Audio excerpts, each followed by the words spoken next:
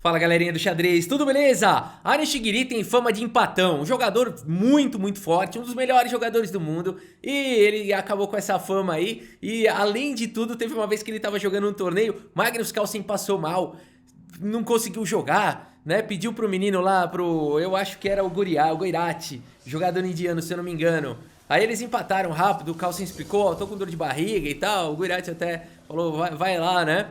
E beleza. No outro dia, o Guiri foi jogar contra o Magnus Carlsen. Foi jogar contra o Magnus Carlsen e pediu empate no lance 4. Falou, Carlsen, né, quer empatar e tal, né? Meio que dando a liberdade ali se ele ainda não tivesse se recuperado, né? E o Carlsen olha e fala, não, vamos jogar, né? Então, além de tudo isso aí, ajudou essa fama de empatão do Guiri lá, que pediu empate no lance 4 pro Magnus Carlsen. Será que chegou o momento do Guiri vencer os seus traumas de empatígenos? Aí vamos dar uma olhada nessa partida, então, Anish Guiri contra Magnus Carlsen.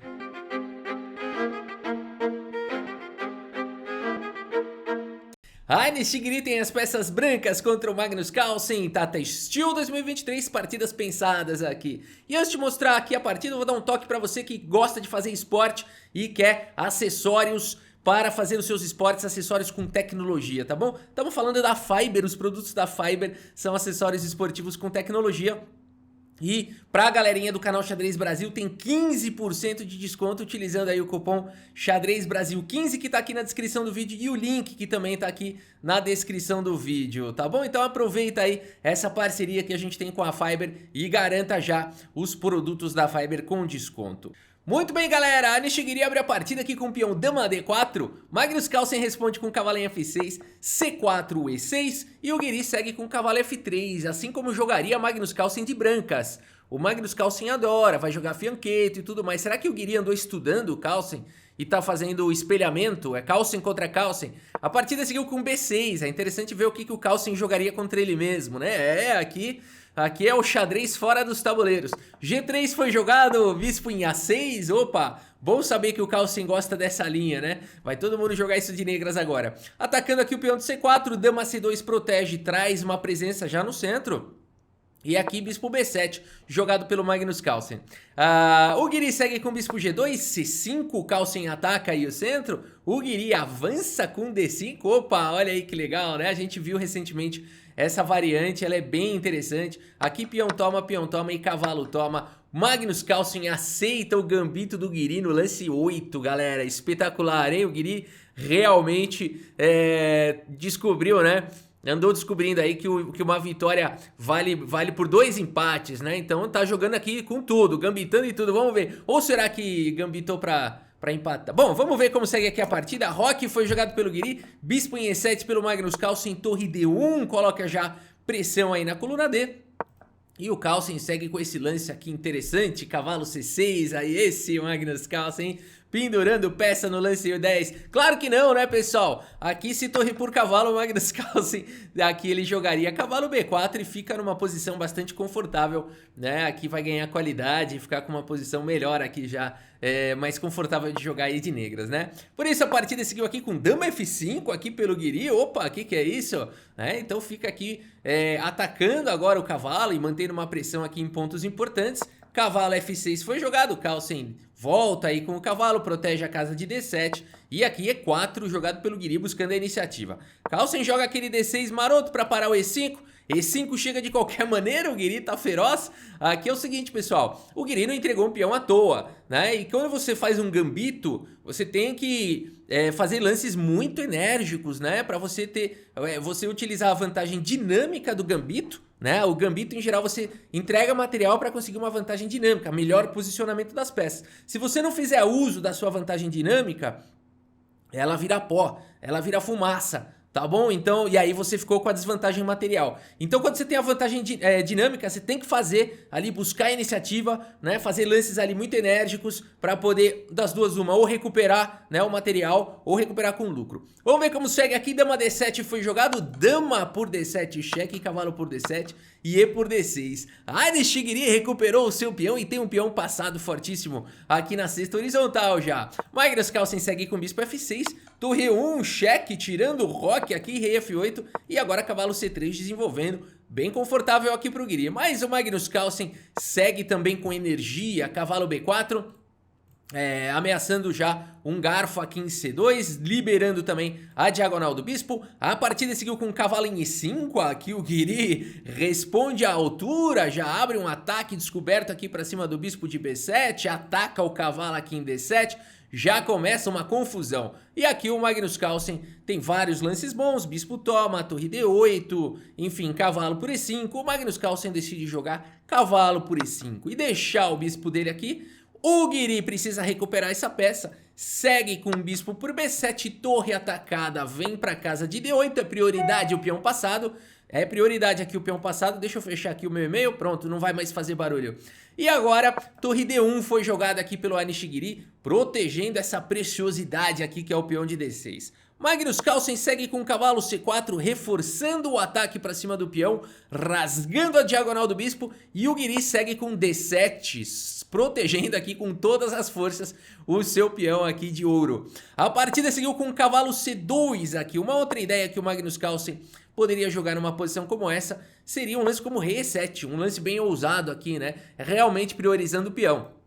É claro que aqui o Guiri sempre teria a oportunidade de falar aqui ninguém, aqui, né, o peão tá seguro, né, um cola no outro aqui, mas o Magnus Carlsen ainda teria algumas possibilidades interessantes, uma delas seria jogar com o cavalo aqui na casa de D6, né, e aqui uma variante, né, aqui muito linda que o Guiri provavelmente jogaria, seria essa variante aqui, com Rei E6, cavalo C7, Rei E7, cavalo D5, Rei E6, cavalo C7, vocês já entenderam, né? A variante dos sonhos aqui do Guiri, brincadeiras à parte, mas aqui sim, a gente tem uma posição bem confusa, aonde as brancas para segurarem aí a posição poderiam encaixar um cheque perpétuo aqui, né?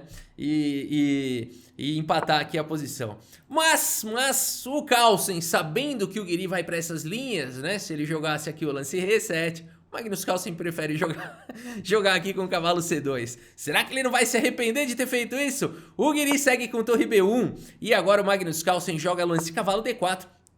E parece que tá tudo bem, né? Fez aqui o bloqueio, ameaçou o peão, o cavalo vai atacar esse bispo de alguma maneira, né? Se vier pra C8 o cavalo vem pra D6, se vier pra C6 não pode. Então, aqui o Magnus Carlsen parece que a posição dele agora vai ficar muito boa, mas o Guiri fala o quê? Você não quis ir pra aquela linha de empate? Toma essa, B4 aqui, de repente com um lance que exclama duas. O Guiri começa a criar problemas infinitos aqui pro Magnus Carlsen. B4 é um lance que exclama tudo, a gente já vai ver por quê. Magnus Carlsen se livra do peão passado atacando um bispo, esse lance só pode ser bom, mas agora o Guiri segue com bispo D5. Fazendo um ataque aqui para cima do cavalo. Notem que o peão aqui, né, ele não pode jogar um lance agora como peão por conta de torre por B4 atacando todo mundo. Então aqui o Magnus Carlsen tem problemas. O Carlsen segue com cavalo D6 na posição. O Guiri segue com peão toma e vejam agora bispo em A3. E de repente o Magnus Carlsen se vê rodeado aqui de problemas, né? E ele tem que achar algum lance bom, ele segue com Rei E7, o melhor lance da posição, bispo por C5, o Guiri recupera aqui o seu peão com forte vantagem, né? Ele conseguiu recuperar o material e manter a vantagem dinâmica, né? As peças do Guiri jogam muito melhores do que as peças do Magnus Carlsen.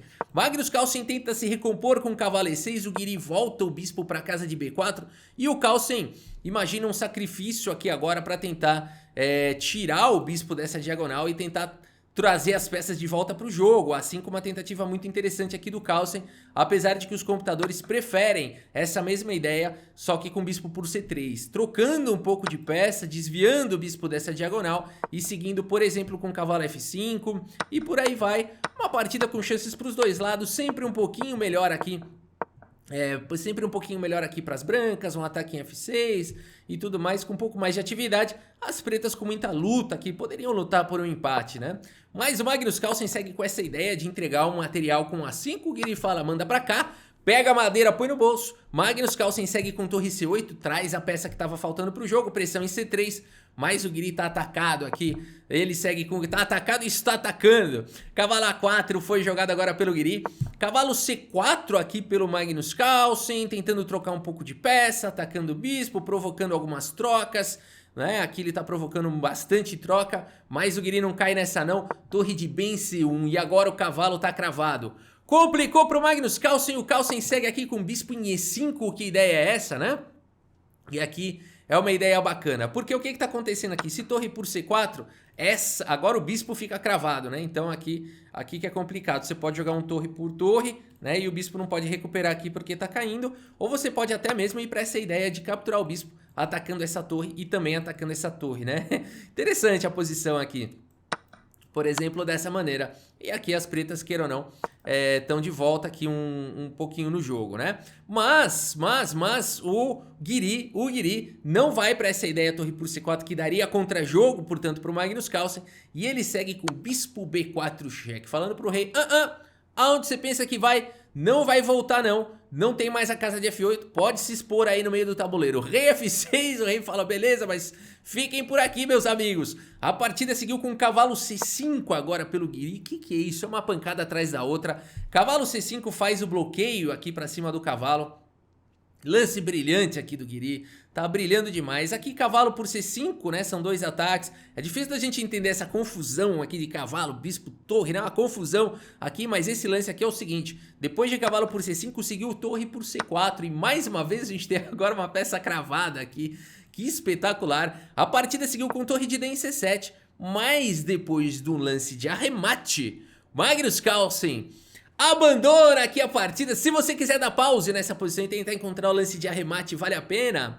E aqui eu espero que você tenha encontrado. Pô, se você encontrou a F4 aqui também é um excelente lance, né? Indo pra cima aí do bispo. Mas se você encontrou o bispo A5, parabéns. Esse foi o lance de arremate aqui do Anish Guiri. E por que o Magnus Carlsen abandonou aqui, Rafa? Abandonou porque não dá mais, pessoal. Essa é a primeira certeza que nós temos. E a segunda aqui é a seguinte, pessoal. Essa torre tá atacada, né? Não tem tantas casas assim. Uma possível casa seria a torre em E7. No entanto, aqui poderia seguir com o bispo B6 e o cavalo continua cravado e atacado múltiplas vezes. Dá pra defender? Dá pra defender com o bispo D6, mas aqui bispo G2 traz um ataque descoberto pra cima do bispo.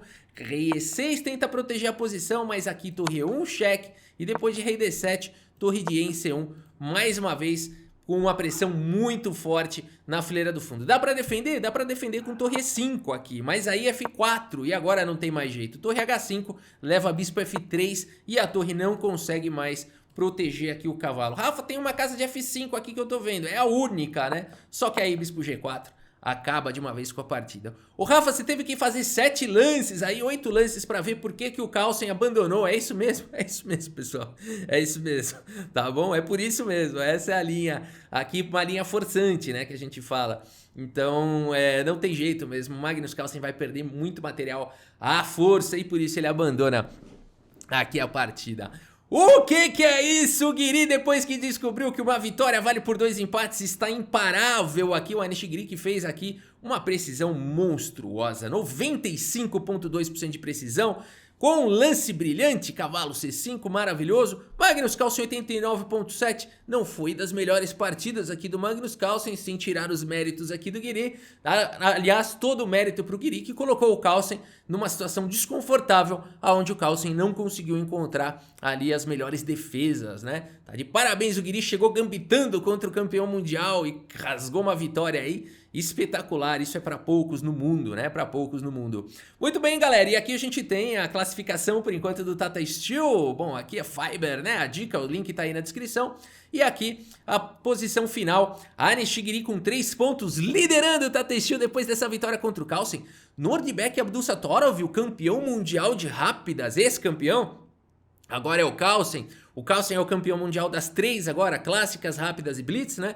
Mas o Abdusattorov era o campeão anterior aqui de rápidas. 3 pontos. Fabiano Caruana 2,5, Pragnananda indo bem 2,5. Aronian segue na luta com Erigaise, com Carlsen, Wesley So e Dingliren, todos com 2 pontos.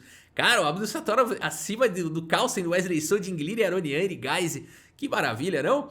E aqui a gente tem o Mashudlu, Richard Laporte, Vincent Keimer, Jordan Van Forest com 1,5 ponto e o Gukesh com 1 ponto. Ainda não conseguiu uma vitória. O garoto Gukesh aqui não tá fazendo um bom torneio, né? Mas é isso, galera. A gente segue aqui com as emoções do Tata Steel Masters 2023. Espero que vocês tenham gostado da partida e do vídeo. Muito obrigado pela sua audiência. Um grande abraço para todos vocês e até a próxima. Valeu!